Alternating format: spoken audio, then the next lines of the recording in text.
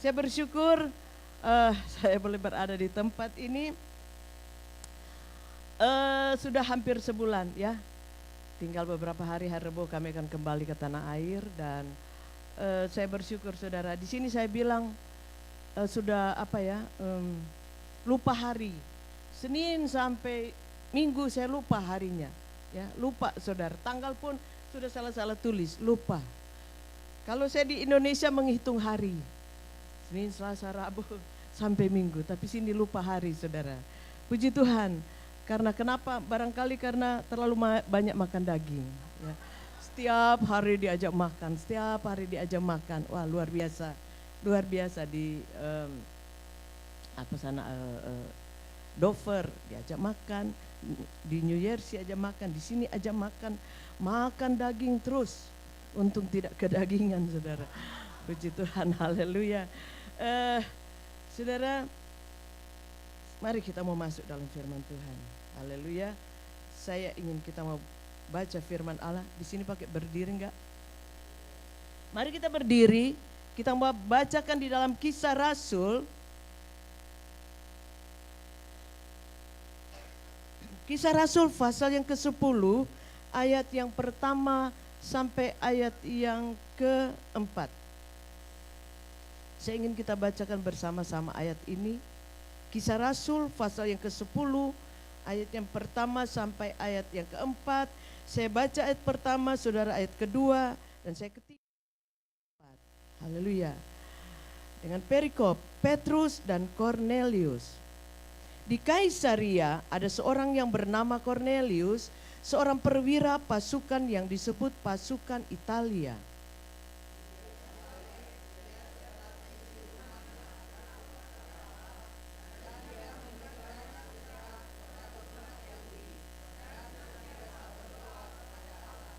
Dalam suatu penglihatan kira-kira jam 3 petang, jelas tampak kepadanya seorang malaikat Allah masuk ke rumahnya dan berkata kepada Cornelius,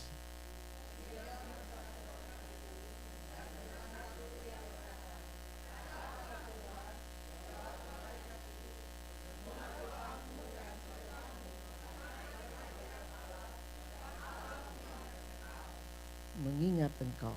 Haleluya. Puji Tuhan saudara ya. Kalau saya bisa beri tema ya pada firman Tuhan ini, yaitu pertobatan seorang yang saleh. Kok seorang yang saleh harus bertobat? Kalau kita baca di dalam ayat-ayat pertama ini ya, dia dikatakan ia seorang saleh, ayat 2. Serta seisi rumahnya takut akan Allah dan dia memberi banyak sedekah kepada umat Yahudi dan senantiasa berdoa kepada Allah. Lengkap ya. Seorang yang saleh seperti itu, lengkap, takut akan Allah dan seisi rumahnya takut akan Allah. Dia memberi persembahan kepada Tuhan dan sebagainya.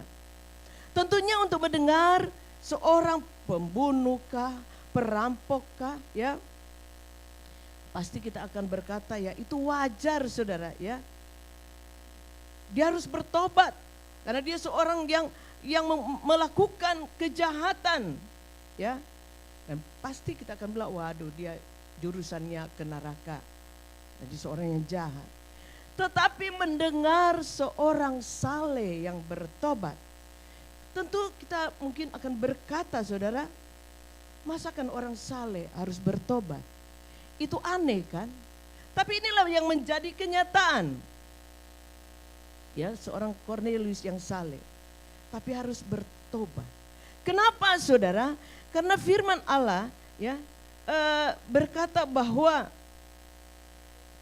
dalam Yesaya 64 ayat yang ke-6, dia bagian dia katakan bahwa demikianlah kita sekalian ya, seperti seorang najis dan segala kesalehan kita seperti kain kotor. Ini saudara firman Allah. Segala kesalehan kita seperti kain lara, kain kotor yang tidak ada arti apa-apa di hadapan hadirat Allah. Maka saudara, ada hal yang perlu saudara, ya, ada hal yang perlu diketahui oleh Kornelius. Makanya saudara, firman Allah katakan dia seorang saleh, dia memberi sedekah dan sebagainya. Namun di dalam Titus pasal 3 saudara, ya ayat 5, dia yang telah menyelamatkan kita bukan karena perbuatan baik yang telah kita lakukan, tetapi karena rahmat-Nya oleh pemandian kelahiran kembali. Hidup yang baru, hidup yang penuh dengan pertobatan kepada Allah. Amin saudara. Haleluya, ya. Karena saudara, Allah tidak melihat dari perbuatan kita, ya, tetapi bagaimana penurutan kita kepada Tuhan. Kalau mau dipikir Kornelius kurang apa, bahkan dikatakan firman Allah, doamu, sedekahmu telah naik ke hadirat Allah dan Allah mengingat engkau. Tetapi saudara, ada hal di sini yang kita mau lihat, bagaimana Kornelius harus melakukan sesuatu. Ada hal yang perlu Kornelius tahu tentang siapa Yesus itu. Kalau mau dipikir, saya katakan tadi, aduh maaf saudara, karena perubahan waktu jadi kayaknya leher agak kering, maaf saudara. Perubahan waktu saudara, jadi dari kemarin sudah agak meriang-meriang. Nah, saya katakan kembali, lalu apa yang kurang dari Kornelius? Ada dua hal yang saya harus katakan, bahwa dia perlu berita tentang Yesus itu sendiri. Di dalam Kisah 11 ayat yang ke-14 dia katakan demikian. Ia akan menyampaikan suatu berita kepada kamu yang akan mendatangkan keselamatan bagimu dan bagi seluruh isi rumahmu. Jadi perbuatan baik, ya, tidak sampai perbuatan baik tidak membawa kita pada keselamatan. Banyak orang baik di dunia ini, ya. Banyak orang kaya yang memberikan hartanya kepada Tuhan dan sebagainya. Tetapi saudara, Kornelius seorang pimpinan, seorang dikatakan perwira pasukan Italia, ya, yang takut akan Tuhan, seorang yang saleh. Tuhan perlu sesuatu kepada dia. Dia harus lakukan keselamatan yang terpenting bagi Kornelius. Bukan saja hanya perbuatan, tapi ada keselamatan yang dia perlu lakukan. Dan siapakah yang harus menyampaikan itu? Seperti yang dikatakan di dalam Roma. Di dalam Roma, saudara, yang Roma berkata di dalam Roma pasal yang ke-10 ayat 14. Tetapi bagaimana mereka dapat berseru kepadanya jikalau mereka tidak percaya kepada dia? Bagaimana mereka dapat percaya kepada dia jika mereka tidak mendengar tentang dia? Dan bagaimana mereka mendengar tentang dia jika tidak ada yang memberitakannya? Maka ini perlu untuk disampaikan oleh Petrus kepada Kornelius. Dan di ayat 17 dia katakan, jadi iman timbul dari pendengaran dan pendengaran oleh firman Kristus. Amin. Kalau kita tidak menerima kebenaran firman Allah, mendengarkan kebenaran firman Allah, maka perbuatan yang baik tidak ada artinya bagi Tuhan. Allah perlu perbuatan, iman saudara. Bahkan ada beredar sekarang bahwa sudahlah karena kasih karunia, ya sudahlah santai aja. Orang Indonesia bilang santai sudah selamat ini. Padahal mereka tidak tahu, bukankah Yesus berjuang begitu luar biasa untuk menyelamatkan saudara. Pada waktu saya di Israel, kami melewati jalan Via Dolorosa. Itu terus naik sampai ke puncak saudara. Sambil dia harus memikul salib yang berat. Terjatuh dan terjatuh. Memikul salib, ya, dipukul, disiksa. Dia harus sampai ke Bukit Golgota. Berat. Lalu kita saudara, sudah menerima kasih karunia dari Tuhan. Sudah selamat, santai aja. Melakukan dosa, toh Tuhan tetap mengcover kita dengan keselamatan. Tidak bisa saudara. Itu sangat-sangat melecehkan firman Allah. Sangat melecehkan Tuhan sendiri saudara. Maka firman berkata, kerjakan, maaf saudara. Aduh, sorry. Kalau di tempat saya tidak pernah seperti ini saudara, tidak pernah bawa air di mimbar, maaf saudara. Kalau sudah berapa kali ngomong kering, oh, maaf saudara. Ya. Nah, Tuhan begitu luar biasa memikul dosa kita. Dia bertanggung jawab atas kita. Maka kenapa kita harus seperti ini? Santai aja. Cornelius kurang apa saudara? Dia orang saleh, dia tahu melakukan apa yang ada di firman, memberi persembahan dan sebagainya, bahkan seisi rumahnya takut akan Tuhan. Kalau sudah takut akan Tuhan apalagi? Tetapi dia perlu keselamatan, dia perlu tahu tentang Yesus itu. Saudara, dan kita lihat di sini berita pertama kita lihat di dalam firman Tuhan tadi. Berita pertama yang harus Cornelius tahu di dalam ayat 34 sampai 35 dari Kisah Rasul 10 ini dikatakan, lalu mulailah Petrus berbicara, katanya, sesungguhnya aku telah mengerti bahwa Allah tidak membedakan orang. Kenapa? Karena Cornelius ini bukan orang Yahudi, dia orang Italia. Maka dikatakan di ayat yang ke 28, kita naik ke atas. Ia berkata kepada mereka, kamu tahu betapa kerasnya larangan bagi orang Yahudi. Ini perkataan dari Petrus. Untuk bergaul dengan orang-orang yang bukan Yahudi atau masuk ke rumah mereka. Tapi Allah telah menunjukkan kepadaku bahwa aku tidak boleh menyebut orang najis atau orang tidak tahir. Karena dia tahu bahwa di hadapan Allah manusia itu sama. Amin saudara. Maka saya baca ayat selanjutnya. Ayat 35, setiap orang dari bangsa manapun yang takut akan dia dan yang mengamalkan kebenarannya berkenan kepadanya. Amin. Siapapun dia saudara, kita berkenan kepada dia. Karena di dalam, kalau saya mau melihat di dalam Yohanes saudara, ya, kitab Yohanes pasal yang pertama, dikatakan bahwa ayat yang ke-10, ia telah ada di dalam dunia dan dunia dijadikan olehnya, tetapi dunia tidak mengenalnya. Ia datang kepada milik kepunyaannya, tetapi orang-orang kepunyaannya itu tidak menerima dia.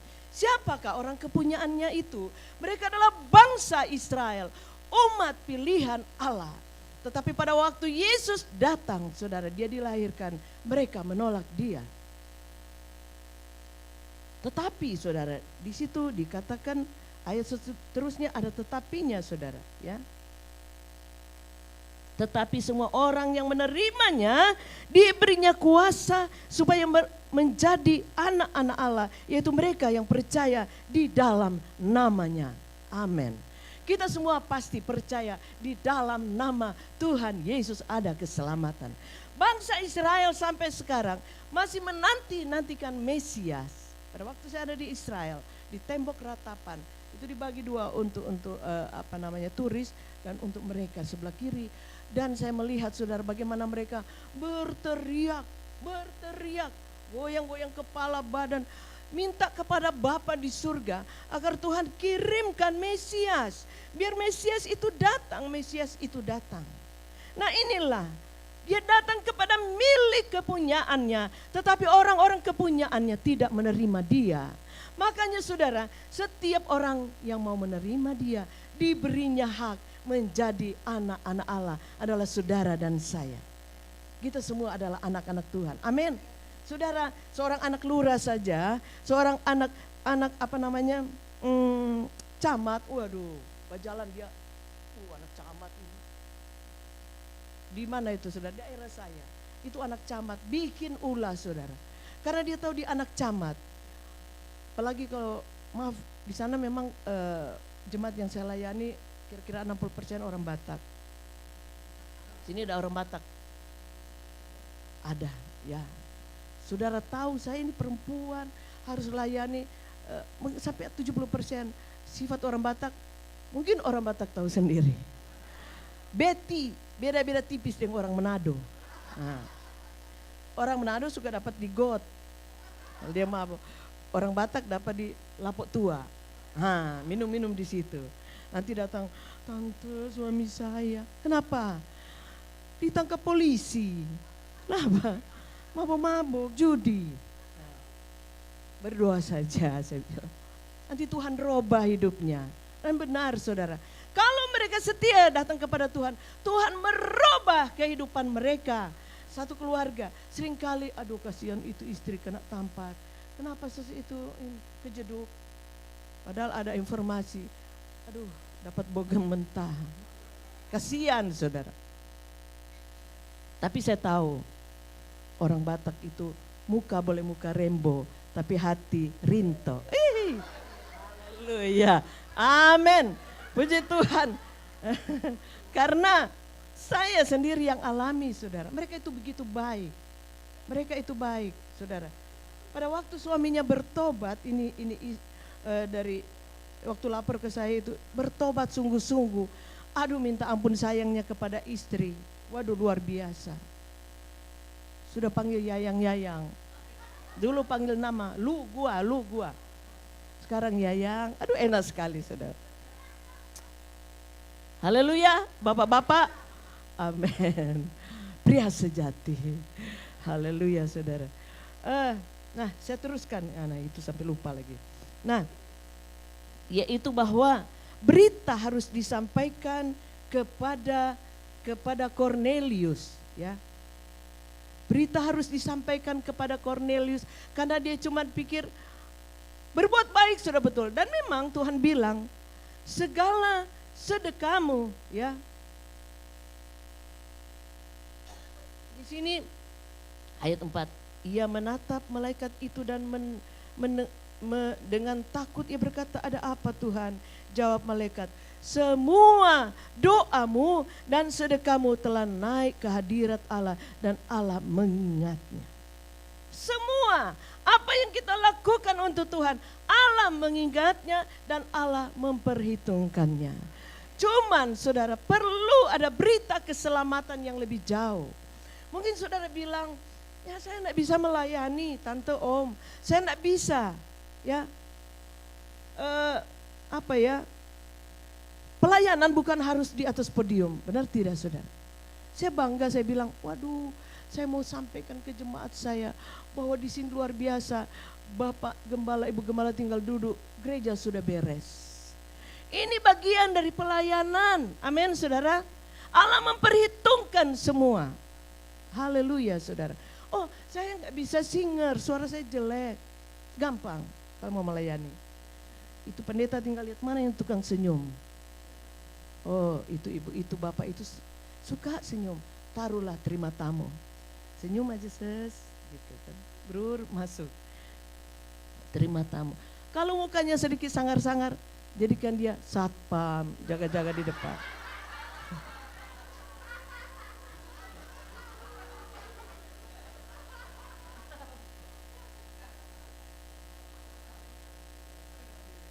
Karena saya di gereja saya karena jemaatnya cukup banyak saudara, jadi ya kita lihat mana yang bisa mau mengambil bagian dalam pelayanan. Saya bilang bukan harus di podium, apapun ya, apapun, nyapu itu bagian dari pelayanan, amin, haleluya.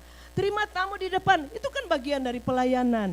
Kalau ada Natal, ada satpam yang jaga, ya, itu semua bagian dari pelayanan pekerjaan Tuhan. Luar biasa, terlalu banyak pekerjaan Tuhan yang kita harus lakukan, ya. Nah itu bagian ini yang didengar oleh Tuhan. Aku melihat engkau melayani aku, bukan saja harus seperti Maria dan siapa? Marta. Marta bilang, Tuhan itu Maria kok cuma duduk-duduk di kaki Yesus. Aku capek di dapur, ya. Semua ada bagiannya, amin. Amin, haleluya. Melayani Tuhan, mungkin ada yang di bagian Marta, ada yang bagian doa dan sebagainya. Tapi semua itu bagian dari pelayanan. Nah kita lihat di sini saudara. Kemudian berita pendahuluan tadi, pasal 35 ayat 3 34, pasal 10 ayat 34 dan 35. Sekarang bagaimana kehidupan dan pelayanan, ya. Mari kita baca di dalam ayat seterusnya, 36 dan 37. Itulah firman yang disuruh sampaikan kepada orang Israel, yaitu firman yang memberitakan damai sejahtera oleh Yesus Kristus yang adalah Tuhan dari semua orang. Kamu tahu tentang segala sesuatu terjadi di seluruh tanah Yudea, mulai dari Galilea, sesudah baptisan yang diberitakan oleh Yohanes. Nah, ini bagian saya katakan dari pelayanan, saudara. Berita yang disampaikan di mana saja. Yohanes menyampaikan berita firman Allah. Semua itu dari bagian daripada pelayanan. Sampai ayat 38 dia dikatakan, yaitu tentang Yesus dari Nazaret. Bagaimana Allah mengurapi dia dengan Roh Kudus, dengan kuat kuasa. Dia yang berjalan berkeliling sambil berbuat baik dan menyembuhkan semua orang yang dikuasai iblis, sebab Allah menyertai dia. Haleluya. Menyembuhkan orang sakit, menyembuhkan orang yang dirasuk setan. Ini pekerjaan Tuhan Yesus, bagian dari pelayanan selama Yesus berada di dalam dunia. Saudara, seringkali di gereja kami didatangi orang yang dirasuk setan. Ya, waduh. Saudara bisa bayangkan, ini cuma perempuan. Ada kuasa dalam darahnya, darah domba Allah. Tiba-tiba dia loncat. Itu setan harimau. Wow. Ada takut juga, saudara. Sedikit lari, saudara. Ya, memang ada kelanya. Iblis dikalahkan, tapi secara manusiawi, saudara. Kita takut, tapi kita berdoa, memuji Tuhan, memuliakan Tuhan. Maka iblis dikalahkan. Orang-orang yang di daerah kami, daerah industri, tiba-tiba waduh di daerah sana ada orang yang dirasuk setan. Ada satu saat, saudara, kami sedang, waktu itu almarhum masih ada, kami sudah jam 11 sudah tidur, tiba-tiba ada yang ketok pintu. Om, tante tolong doakan, ada apa nih? Itu di rumah makan yang kira-kira 200 meter dari tempat kami tinggal, ada 4 bis, saudara, yang dirasuk setan. Mereka dari Pelabuhan Ratu, karena mereka habis ke tempat Nyi Loro Kidul. Ada di sana, ada hotel, dan di satu kamar itu ada tempat tinggal Nyi Loro Kidul, ya, perempuan yang bunuh diri. Nah, orang bilang jangan pakai baju merah lah, jangan apalah. Rupanya katanya mereka sentuh gimana. Tiba-tiba dalam perjalanan itu mobil bis kayak digoyang. Lalu bis itu berhenti. Tiba-tiba ratusan orang, bukan ratusan, hampir semua orang yang di dalamnya dirasuk setan, berteriak nangis. Nah, di dalamnya ada orang Kristen. Jadi yang bukan orang Kristen dibawa ke masjid. Lalu mereka bilang, ada pendeta di sana. Mereka datang kepada kami. Tolong om, tante. Lalu kami berdoa, saudara. Ya, mereka sudah waduh kayak gimana, berteriak, udah keringat. Kami cuma bisa berdoa kepada Tuhan dalam nama Yesus. Kami bawa mereka di pastori, saudara. Kami berdoa di sana dan luar biasa mujizat Tuhan terjadi. Ya, ini kuasa kegelapan. Makanya orang bilang kerasukan setan itu tidak ada, itu bohong. Ada, saudara. Karena dari zaman Yesus sudah ada, benar tidak, saudara? Sudah ada, dan sampai sekarang bahkan akan lebih terjadi lagi. Karena iblis akan bekerja lebih luar biasa, saudara. Iblis itu saya bilang kaliber. Dia dari zaman Hawa aja dia kasih jatuh kok. Apalagi kita. Nah, kita sekarang berada di akhir daripada akhir zaman. Iblis sedang bekerja dengan keras. Dia tidak menjatuhkan orang lain, orang yang bukan milik Tuhan. Yang dia cari kita orang-orang percaya. Iblis itu kata firman Allah, bagaikan singa yang mengaung-ngaung, yang mencari barang siapa yang dapat ditelannya. Jadi, saudara, kita harus berhati-hati dengan zaman yang sekarang, terlebih saudara yang berada di daerah yang negara superpower dengan segala macam yang ada di dalamnya, saudara. Engkau sanggup mempertahankan nama Tuhan. Amin, saudara. Ya. Karena Kornelius saja tidak menjadi ukuran dia seorang yang saleh, ya. Dia takut akan Allah. Ia memberi banyak kesedekah dan sebagainya, tidak menjadi ukuran. Tetapi saudara, makanya Tuhan suruh Petrus sampaikan firman kepada dia. Dan ayat-ayat seterusnya kita lihat saudara ya. Kalau tadi mengenai kehidupan dan pelayanan Yesus, sekarang berita kematian Yesus. Kita baca ayat seterusnya di dalam ayat yang ke-39 sampai ayat 41. Dan kami adalah saksi dari segala sesuatu yang diperbuatnya di tanah Yudea maupun di Yerusalem, dan mereka telah membunuh dia dan menggantung dia pada kayu salib. Yesus itu telah dibangkitkan Allah pada hari yang ketiga, dan Allah berkenan bahwa ia menampakkan diri bukan kepada seluruh bangsa, tetapi kepada saksi-saksi sebelumnya telah ditunjuk oleh Allah, yaitu kepada kami yang telah makan dan minum bersama-sama dengan dia setelah ia bangkit dari antara orang mati. Ini berita yang perlu disampaikan saudara, bahwa dia sudah mati di kayu salib karena saudara dan saya. Saudara, makanya saudara kita bersyukur kita diadopsi dari bukan anak menjadi anak. Amin. Jadi saudara, ada orang bilang, kamu cuma anak adopsi, lagi sombong. Ya. Jadi jangan sombong karena kita cuma anak adopsi. Amin saudara. Cuma diadopsi saudara, cuma diangkat anak. Makanya kita bersyukur kita diangkat anak. Betapa bahagia yang mengangkat kita. Dia adalah raja di atas segala raja. Maka saudara kita lihat bagaimana di dalam Filipi pasal yang kedua. Filipi pasal yang kedua, saya baca ayat yang kelima. Hendaklah kamu dalam hidupmu bersama menaruh pikiran dan perasaan yang terdapat juga di dalam Kristus Yesus, yang walaupun dalam rupa Allah tidak menganggap kesetaraannya dengan Allah itu sebagai milik yang harus dipertahankan, melainkan telah mengosongkan dirinya sendiri dan mengambil rupa seorang hamba dan menjadi sama dengan manusia. Dan dalam keadaan sebagai manusia, ia telah merendahkan dirinya dan taat sampai mati, bahkan sampai mati di kayu salib. Itulah sebabnya Allah sangat meninggikan dia dan mengurniakan kepadanya nama di atas segala nama, supaya dalam nama Yesus bertekuk lutut segala yang ada di langit dan yang ada di atas bumi dan yang ada di bawah bumi, dan segala lidah mengaku Yesus Kristus adalah Tuhan bagi kemuliaan Allah Bapa. Amin. Haleluya saudara. Dia adalah Allah. Dia rela datang ke dalam dunia ini, merendahkan diri serendah-rendahnya saudara. Ya. Dia telah melepaskan seluruh atribut kealahannya saudara, untuk datang menjadi hamba karena saudara dan saya. Luar biasa saudara, Allah itu luar biasa. Dia rela berkorban. Itulah sebabnya sebagai orang percaya, jangan sia-siakan pengorbanan Tuhan itu. Dia mati di kayu salib. Dia datang, dia lahir di kandang yang hina. Di Bethlehem saya masuk di tempat kelahiran. Saya lihat kandang saudara, di mana Yesus pernah lahir di situ.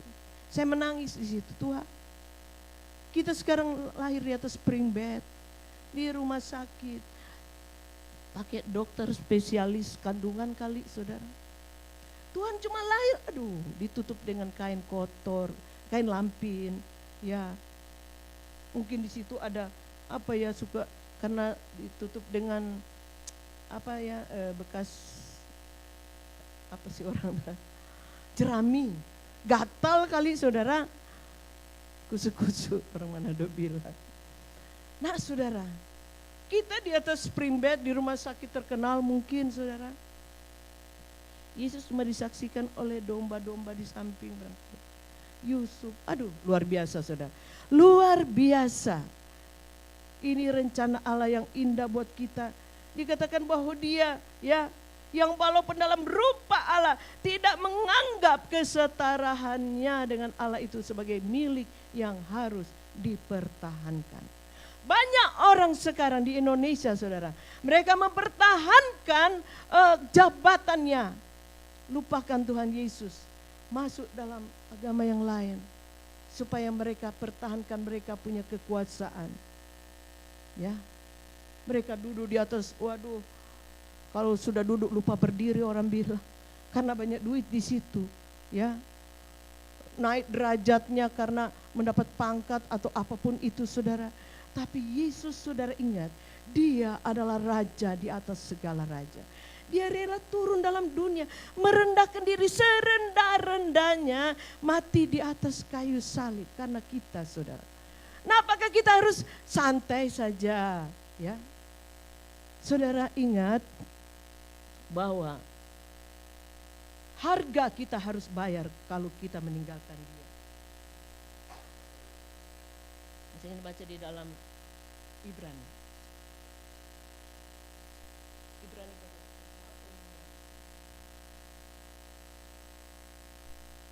Ibrani pasal 10 ayat 25 dia bilang, janganlah kiranya menjauhkan diri dari pertemuan-pertemuan ibadah kita, seperti dibiasakan oleh beberapa orang, tetapi marilah kita saling menasihati dan semakin giat melakukannya menjelang hari Tuhan yang mendekat. Amin. Semakin giat, ada usaha di sana untuk kita datang ke rumah Tuhan. Ayat 26. Sebab jika kita sengaja berbuat dosa, sesudah memperoleh pengetahuan tentang kebenaran, apa, saudara? Maaf, maka tidak ada lagi korban untuk penghapus dosa itu. Amin. Karena dikatakan di dalam ayat 28 Ibrani 9 ayat 28. Demikian pula Kristus hanya satu kali saja mengorbankan dirinya untuk menanggung dosa banyak orang. Sesudah itu ia akan menyatakan dirinya sekali lagi tanpa menanggung dosa untuk menganugerahkan keselamatan kepada mereka yang menantikan dia. Yang menantikan dia, ingat, saudara, ya. Jadi tidak ada karena dia satu kali mati untuk selamanya buat orang berdosa, betul itu. Tapi dia tidak akan mati dua kali, amin. Cuman satu kali. Kalau orang manusia, orang yang bertobat, diselamatkan, mati satu kali, hidup dua kali, amin. Kita hidup sekarang, kemudian kita dipanggil Tuhan, mati, kemudian kita ke surga, hidup dua kali. Orang yang tidak percaya kepada Tuhan, ya, hidup satu kali, mati dua kali. Kenapa? Hidup sekarang, nanti dia mati lagi untuk selama-lamanya. Neraka yang kekal.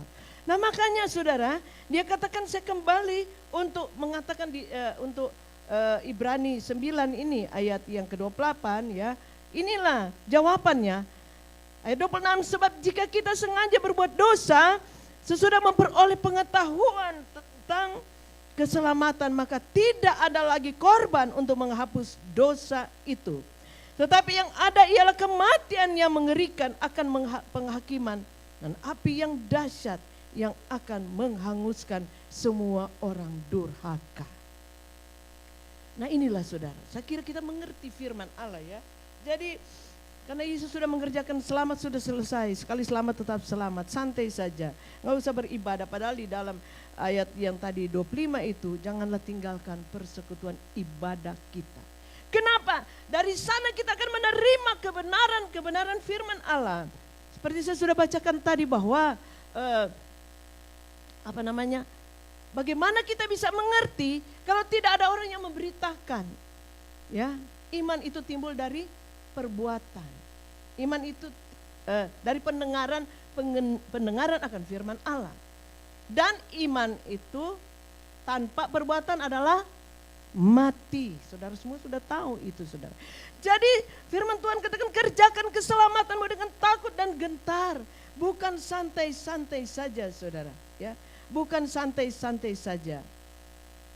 Dikatakan ayat 28, jika ada orang yang menolak hukum Musa, ia dihukum mati tanpa belas kasihan atas keterangan 2 atau 3 orang saksi. Betapa lebih beratnya hukuman yang harus dijatuhkan atas dia yang menginjak-injak anak Allah, yang menganggap najis darah perjanjian, yang menguduskannya dan yang menghina roh kasih karunia, sebab kita mengenal Dia yang berkata, pembalasan adalah akulah yang akan menuntut pembalasan. Dia yang membalas. Di sini dikatakan Dia yang menghina kasih karunia. Jangan salah tangkap, saudara. Jangan seperti kasih karunia yang beredar sekarang, ya. Tetapi sebelum ini ada kita jangan menghina kasih karunia. Di atas dikatakan bahwa janganlah kita tinggalkan atau menjauhkan diri dari pertemuan-pertemuan ibadah. Karena di dalamnya kita akan mengerti firman Allah. Maka saudara, saya mau baca saudara supaya maaf mungkin terlalu lama. Kita lihat di dalam Lukas pasal yang ke-13. Lukas pasal yang ke-13, maaf. Lukas pasal yang ke-13, di sana dikatakan begini. Ayat yang ayat 22 aja. Kemudian Yesus berjalan keliling dari kota ke kota dan dari desa ke desa sambil mengajar dan meneruskan perjalanannya ke Yerusalem. Dan ada seorang yang berkata kepadanya, Tuhan, sedikit sajakah orang yang diselamatkan? Jawab Yesus kepada orang-orang di situ, berjuanglah untuk masuk melalui pintu yang sesak itu. Maaf, sebab aku berkata kepadamu, banyak orang akan berusaha untuk masuk, tetapi tidak akan dapat. Berjuang untuk mendapatkan sesuatu, berjuang. Kita mau dapat piala, berjuang untuk menang. Nah, untuk masuk dalam surga Tuhan bilang, berjuang karena pintu ke sana tidak lebar, itu sempit, sulit, ya. Makanya ada satu perjuangan, ada satu tindakan yang kita harus lakukan untuk Tuhan. Berjuang, saudara. Ini arti yang luar biasa kalau orang tidak mengerti keterlaluan, saudara. Yesus saja untuk menyelamatkan saudara dan saya, dia telah berjuang habis-habisan, saudara. Amin. Mati di kayu salib. Nah, kita harus santai. Tidak bisa itu, saudara. Kita harus berjuang untuk mendapatkan keselamatan itu. Nah, saudara, sedikit saya teruskan lagi sedikit, saudara. Kemudian ayat seterusnya, yaitu berita kenaikan dan kedatangannya sebagai hakim bangsa-bangsa. Ayat 42 dan 43 saya baca. 42 dan 43, saudara. Dari ayat yang tadi di Kisah Rasul. Dan ia telah menugaskan kami memberitakan kepada seluruh bangsa dan bersaksi bahwa dialah yang ditentukan Allah menjadi hakim atas orang-orang hidup dan orang-orang mati. Tentang dialah semua nabi bersaksi bahwa barang siapa percaya kepadanya, ia akan mendapat pengampunan dosa oleh karena namanya. Haleluya, saudara. Kita akan diselamatkan, saudara, karena dia akan datang sebagai hakim. Saudara, hakim dunia boleh apa namanya ya? Boleh dari benar jadi salah, salah jadi benar, ya. Kalau di sana ada kitab undang-undang, ya. Walaupun kitab undang-undang sudah diatur, tapi tetap aja hakim dunia, seperti kita lihat di Indonesia terjadi, MK Hakim Konstitusi, dia korupsi, saudara, ya. Karena apa? Yang salah akan menjadi benar karena uang. Dunia ada di sana, ada apa ya? Ada pledoi, pembelaan diri, ada beralibi, ada apa namanya alasan menangkis tuduhan, ada novum, oh ada bukti baru, oh di PK-kan kembali, peninjauan kembali dan sebagainya, dan naik banding. Tetapi saudara, kalau dia datang pada kali yang kedua, dia akan menjadi hakim buat seluruh dunia dan akan menjadi malaikat yang menjadi saksi. Tuhan bilang kita ada di samping kita ada malaikat yang lihat.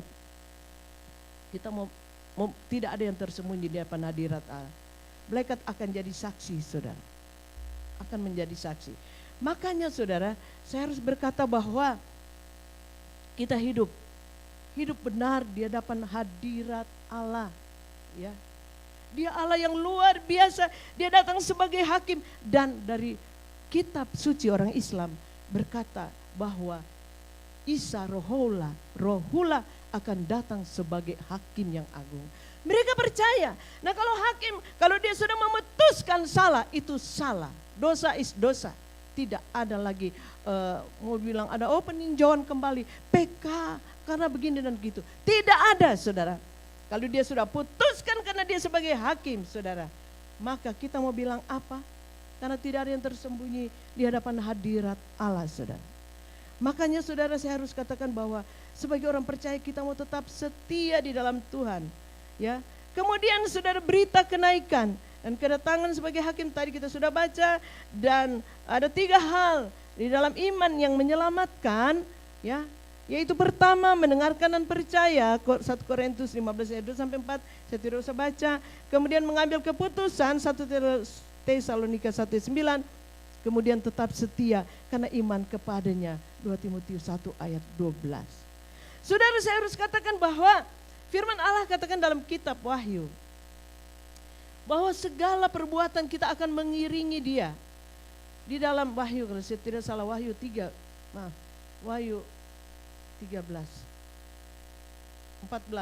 ayat 13, dan aku mendengar suara dari surga berkata, tuliskan, berbahagialah orang-orang mati yang mati dalam Tuhan sejak sekarang ini, sesungguhnya kata Roh, supaya mereka boleh beristirahat dari jerih lelah mereka, karena segala perbuatan mereka menyertai mereka.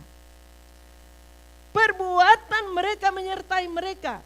Karena mereka sudah diselamatkan, maka perbuatan apa yang menyertai mereka? Itulah perbuatan yang telah dilakukan oleh Cornelius. Dia seorang yang saleh, yang takut akan Allah, yang memberi sedekah, beri persembahan, beri perpuluhan. Itulah perbuatan yang baik. Hanya mengiringi, saudara.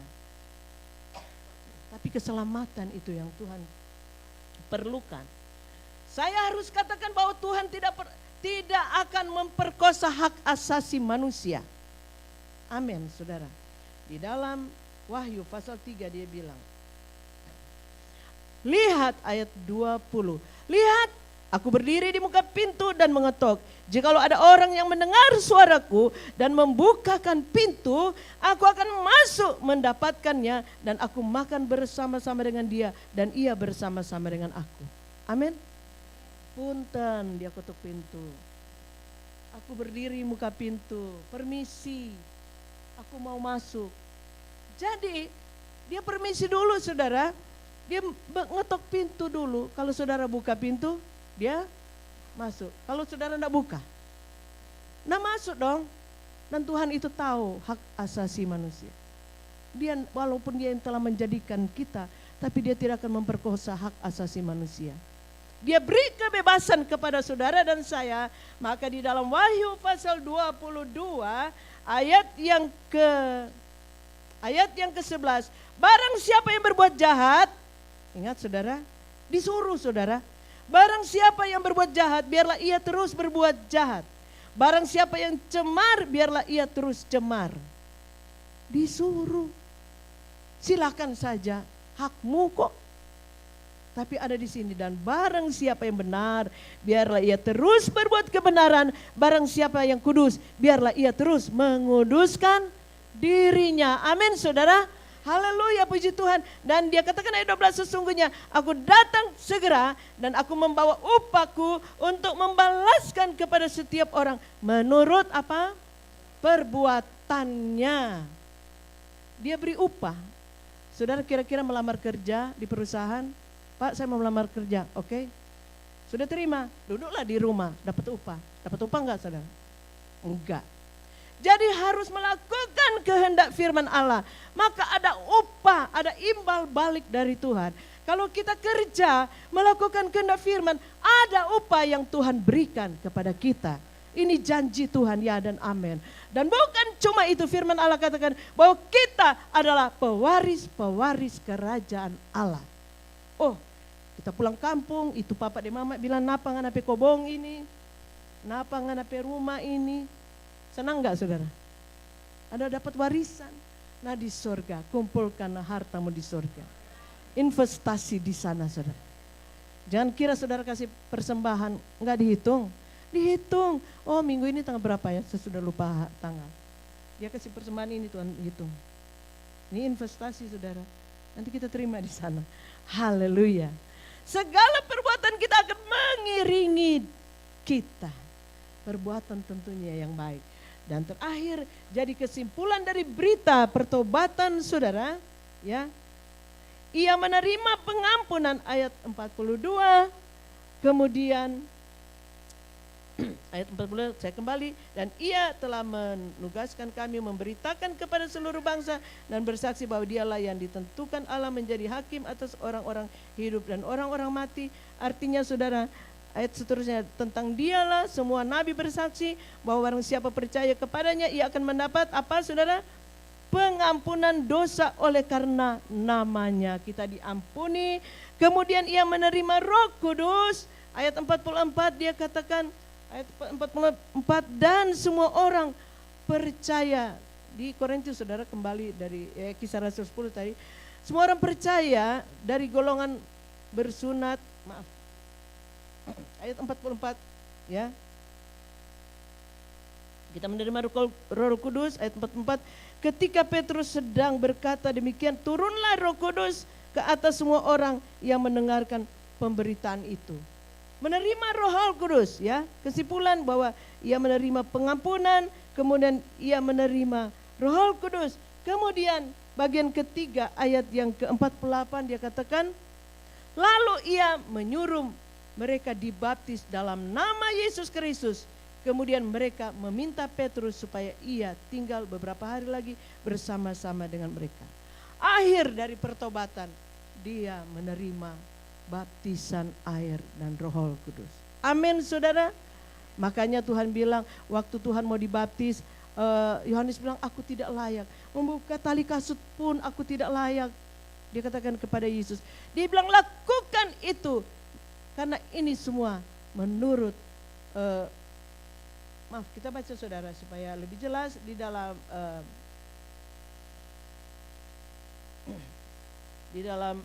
Matius saudara pasal yang ke-13. Maka datanglah Yesus dari Galilea ke Yordan kepada Yohanes untuk dibaptis olehnya. Tetapi Yohanes mencegah dia, katanya akulah yang perlu dibaptis olehmu dan engkau yang datang kepadaku.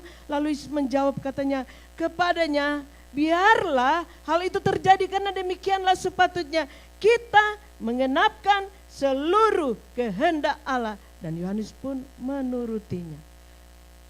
Menggenapkan seluruh kehendak Allah. Salah satu dari kehendak Allah dibaptis. Amin. Ini menurut kehendak Allah. Allah mau ya, salah satu untuk menuju kepada keselamatan. Sesudah dibaptis, Yesus segera keluar dari air dan pada waktu itu juga langit terbuka dan ia melihat Roh Allah seperti burung merpati turun ke atasnya. Lalu terdengar suara dari surga yang mengatakan, inilah anakku yang kukasihi, kepadanya aku berkenan. Setelah dia masuk dalam baptisan air, dia keluar. Maka Allah memproklamirkan, inilah anakku yang kukasihi. Saudara mau dikasihi Tuhan? Masuk dalam baptisan air, salah satu perintah dari Tuhan. Yesus saja dibaptis, bagaimana kita? Ya, amin. Artinya menguburkan hidup yang lama, bangkit menjadi hidup yang baru, yang berkenan kepada Tuhan. Tuhan Yesus memberkati. Saya serahkan kepada